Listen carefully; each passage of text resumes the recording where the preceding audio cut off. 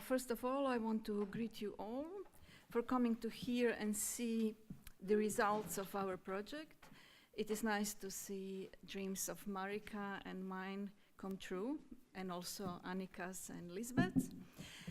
And I hope we would find a way to continue our collaboration. The role of women photographers were rarely considered in the national history of art in the former Yugoslavia. The so-called women position was in many cases concealed by the gender-neutral position of photographer, and frequently the word photograph was used to refer to photographers rather than distinguishing between male fotografi and female fotografkinje. This can be found not only in photography but also in other creative professions, where the gender marker was considered as a sign of weakness and inferiority.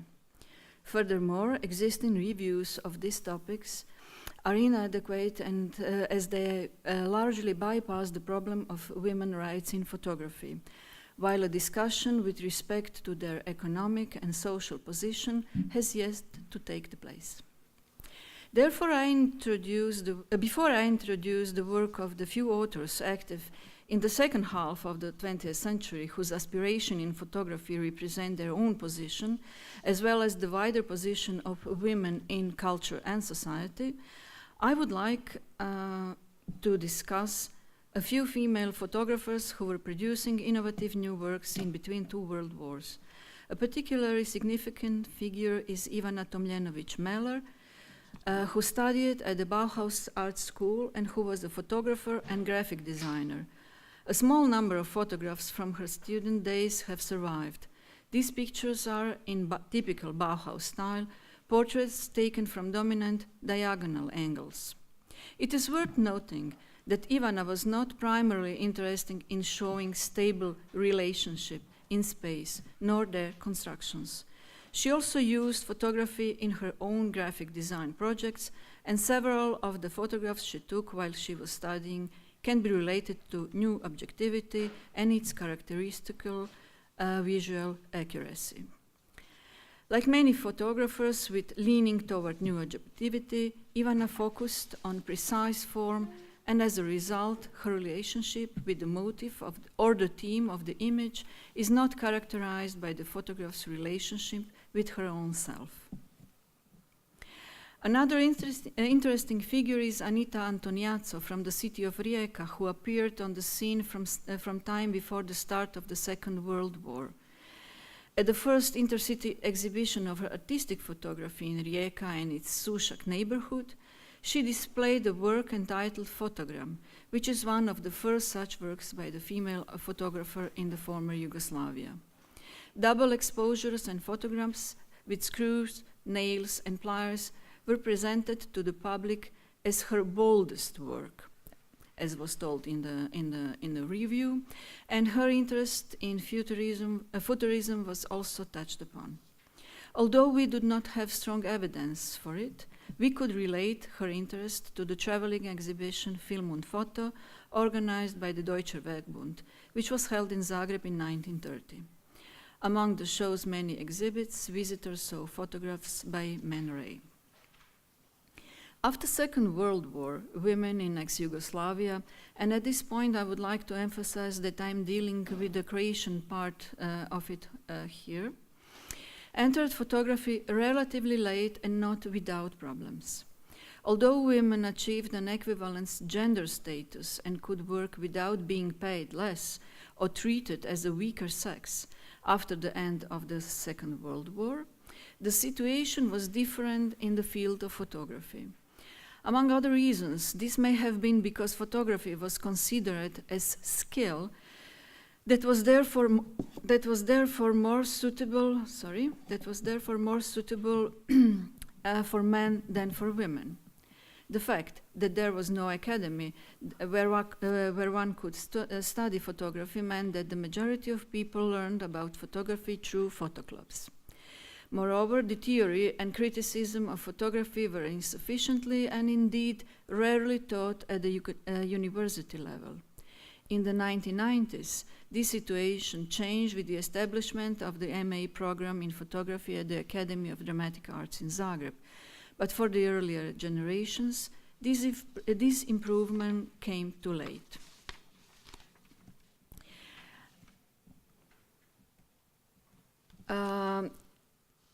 In photography from the 50s until the 90s, women were the exception that confirmed the rule. The rare overviews dedicated to this topic often include only basic information without approaching the subject of the female view in greater depth.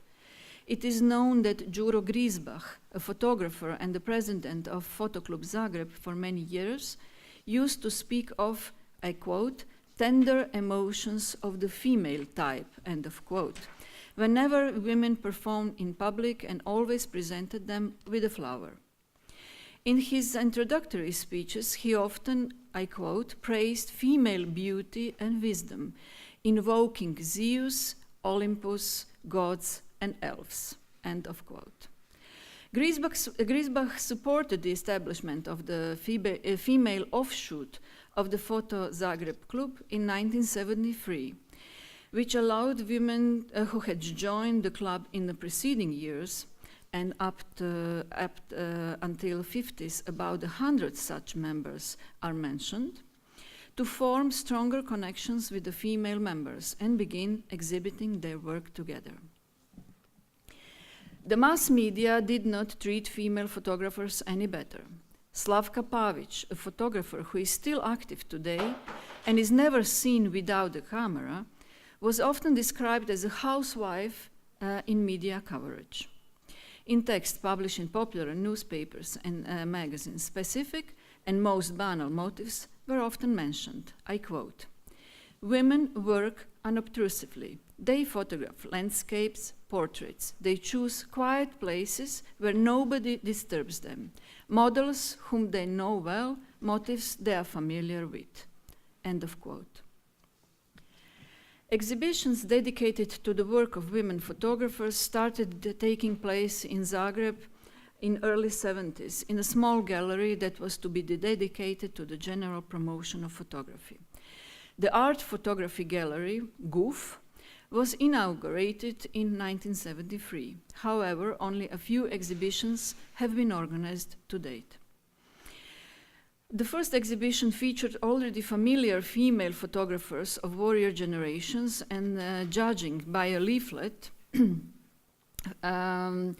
for the exhibition, a standard range of motif and visual poetics were chosen, all of which show an adherence to the general characteristic of the art scene of the era. In the same year that the Women Photo Club held their exhibition in the GUF, the Croatian Association of Artists of Applied Arts held an exhibition in the prestigious Art Pavilion in Zagreb.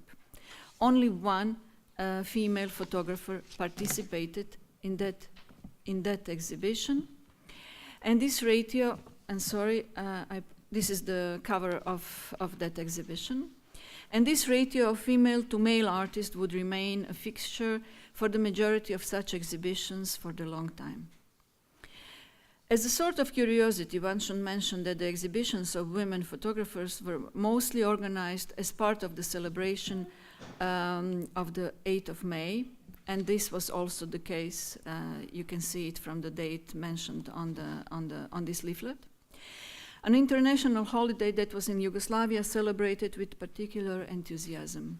Despite its socialist proclamations, Yugoslavian society remained traditional and patriarchal in many regions, and the attention paid to women on that day was mostly accompanied by drinking bouts, while good intentions were forgotten before the next morning.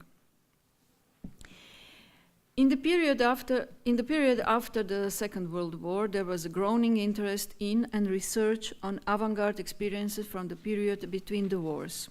As for the Croatian scene, a crucial phenomenon was the emergence of Exat 51, experimental atelier founded in 1951, an art group whose members promoted the idea of abandoning the conventional norm of separate artistic disciplines in favor of their synthesis. It was the first time that the difference between so-called fine and applied arts was disregarded. The abstract visual expression promoted by Exat 51 was a legacy of the Russian avant-garde, suprematism and constructivism, the neoplasticists and Bauhaus. With their attitudes, they functioned as an opposition against the dominant cultural doctrine of academic realism, which suited the political climate in the post-war period. This can be linked to the foundation of the Academy of Applied Arts in Zagreb in 1948. It existed for only 6 years, but left a considerable mark on the many artists who trained there. One of them was Lydia Laforest, a designer whose opus has been acknowledged only recently toward the end of her life, while her photography has remained completely overlooked. And she is also included in our database. Laforest is descending from the branch of noble family from Burgundy. Her father was a photographer, and her grandparents, born in Vienna, were among the first to bring photography to Montenegro. Lydia Laforest graduated from the Academy of Applied Arts in 1955 and then worked as a graphic artist at the photo laboratory and as an aesthetic design counselor at the Federal Center for Professional Training in Zagreb. In 1961, she passed her master exam in photography in order to manage the family atelier in Herceg Novi in Montenegro that she had inherited from her father and that secured her financial independence. Laforest was the first photographer in the post-war period to experiment with various techniques and artistic procedures, the fact that was only recently being established. This inclination can be traced back to her training period, during which she gathered basic knowledge on various media, expanding it through her own research. Her abstract drawings mirror the aestheticism of the 50s in the national context primarily represented by Exat 51. Owing to this art group, artists began to engage more freely with media and forms, combining various procedures and exploring the possibilities offered by their fusion. Lydia Laforest primarily worked in the medium of drawing, which she applied in graphic design, mural painting, and various other forms. At the same time, she was active in photography, which is why the combination of media in her photographics, produced mostly in the 60s, is hardly surprising. She was also interested in photographs produced without the camera and experimented with a technique that was popular at that time, which involved multiplying contact prints as black and white negatives. She often coupled original and prints and even rotated the formats. In this way, she created simple black and white optical illusions, something like exercises for the eyes, with each eye seeing a different picture. She also combined anthropomorphic forms, juxtaposed in various positions and at brief time intervals. One of the best examples is her proposal for the cover page of No Exit by Jean-Paul Sartre. Some of her artworks seem to have been influenced by the contemporary musical events that she attended, such as the Avantgarde Music Biennial in Zagreb during the 60s, and may also be related to some rare similar examples in experimental photographic practice from the first half of the 50s. Let us mention the luminogram created one night after Mladen Grčević listened to the first Zagreb performance of the Ninth Symphony of Beethoven, and which left a powerful impression on him. On that occasion, he simply hung a flashlight on the string and recorded the trajectory of its movement. He wanted to evoke the expressive impressions of the symphony movements, which, according to him, incorporated the idea of the cosmic. This work, in a certain way, evokes Lydia Laforest biomorphic photograms, and it is quite likely that she attended his lectures at the Academy of Applied Arts. Thus, her abstract photo-experimental compositions from the 60s may be traced back to the geometric abstraction that emerged in the early 50s. Some of the La Forest work manifestly continues that of the Exat 51 members, especially by Alexander Srnec and Vlado Kristel. Kristel's monochromatic approach and his use of the mesh as a constitutive element of his work, and Srnec's graphic art, which is also, at least to some extent, a feature for La Forest work, are some of the elements that may be related to the neo-avant-garde events that influenced her. Here one should especially mention the New Tendency movement, which encouraged experiments with the emerging technical media and optical research of the time. In 1958, Lydia La Forest visited the Expo in Brussels. The preserved negatives document the chronology of her photographic interest at the time. She was most fascinated by the main sensation of the fair, the atomium, but also by the Yugoslav pavilion, which attracted great attention.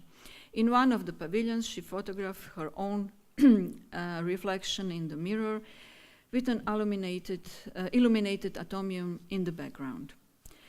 The almost completely dark figure of the artist with the Rolleiflex in her hands is the rare example of such a self-portrait in the history of Croatian women photographers. The scene is dominated by structure made of various materials and the central motif of her photo documentation, the Brussels exhibition. The standing female figure suggests she is taking a very brief break from photographing the exposition. Regarding the rest of her oeuvre, it tells of the position that she has established for herself, even though one might interpret the shot as the photographer positioning herself as a subject, reminiscence of Vivian Maier, for example. It is in fact more of a note made in passing. In this photograph, La Forest documented her professional status, reflected in the position of the camera and her body posture. This body posture is unique to her opus, and she would never again repeat it. She would later become known as an artist who recorded reality and scientific discoveries, endorsing a utopian vision of the future. We already discussed the female section of the Zagreb Photo Club, which brought together a largest number of female photographers.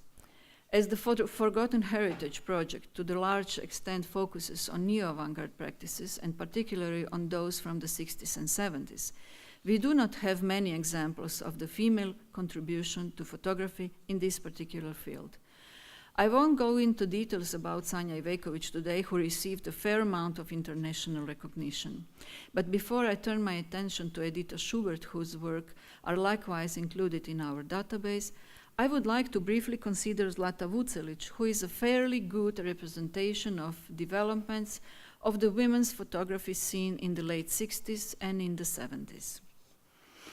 The scene developed in the wake of live photography, which was largely promoted by traveling exhibitions such as the Family of Man or the international photography published in the German magazine Stern.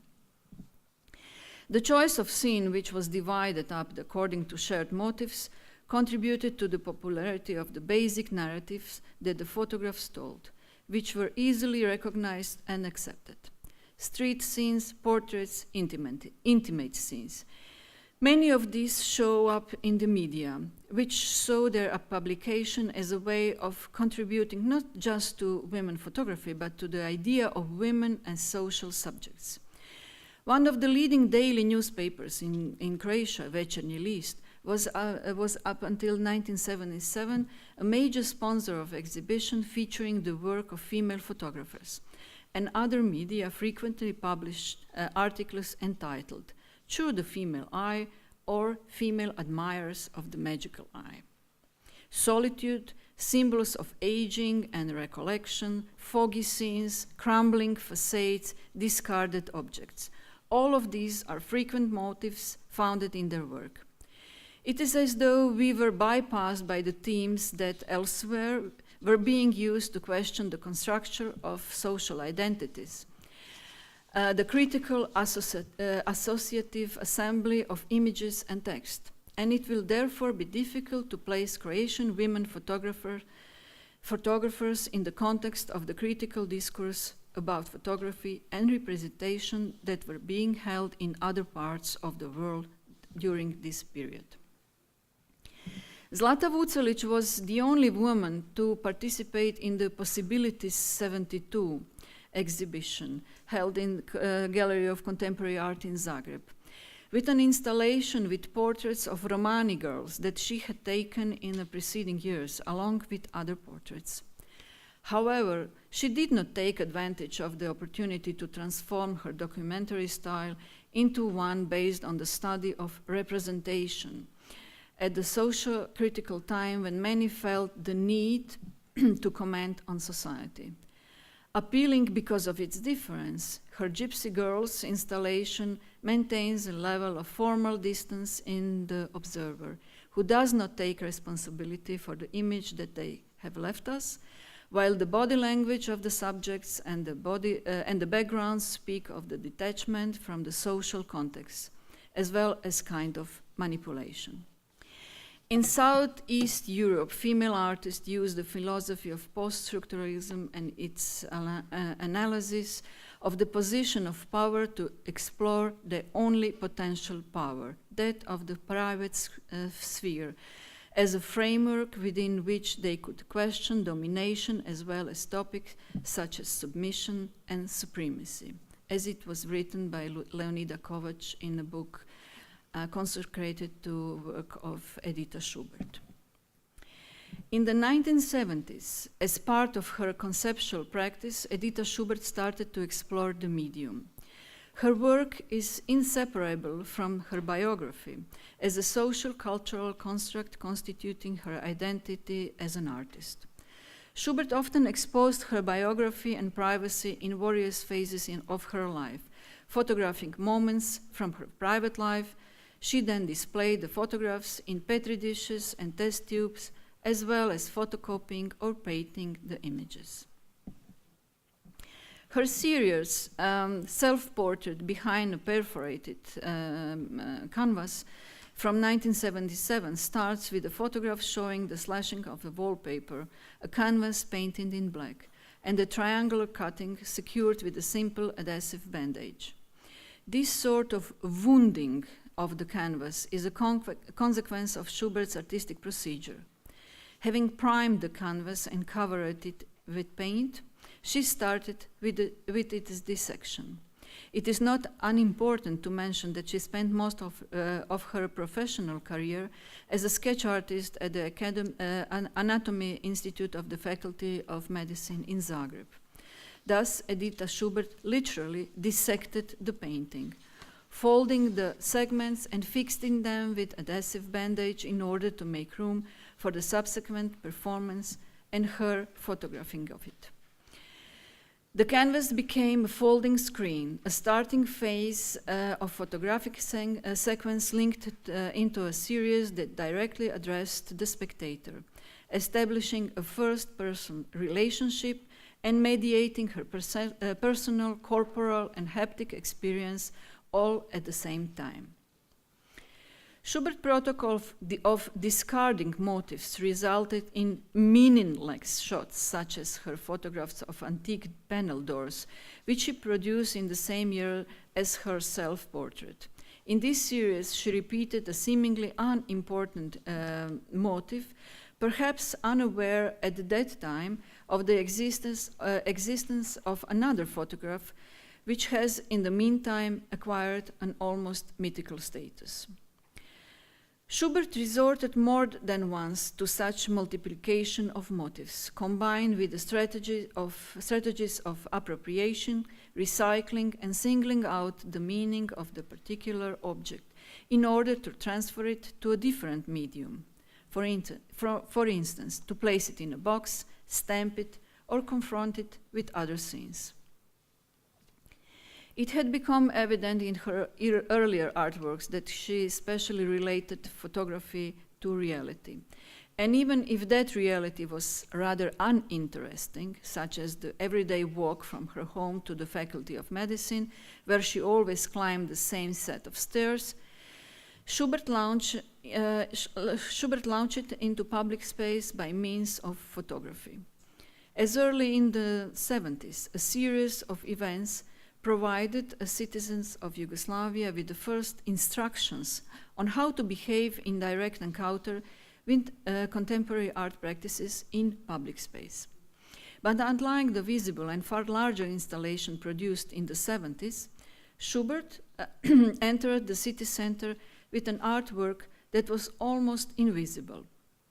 Following the ideas of W.J.T. Mitchell, who considered images as a sort of life form, she used the medium as a system, its construction making it possible for the image to become alive. Schubert involved passersby in her process, inviting them to take a look around her private space at objects from her everyday life and the exterior of the house she lived in. Small styrofoam installations, diavisors or diavision sets, were part of a larger hall, a showcase in which merchandise was offered for sale. The exhibition context became more complex, and the spectator was now a structural element in an anthropological space that included the street, the observer, and other casual passersby. Although the installation may remind one of stereoscopic shot, the depth was not achieved by optical illusion, but it was mentally simulated by coupling the interior with the exterior. In this work, as well as in many others, in fact, Schubert's identity remained on the margins of social legitimacy, as said by Leonida Kovac, and its power almost negligible.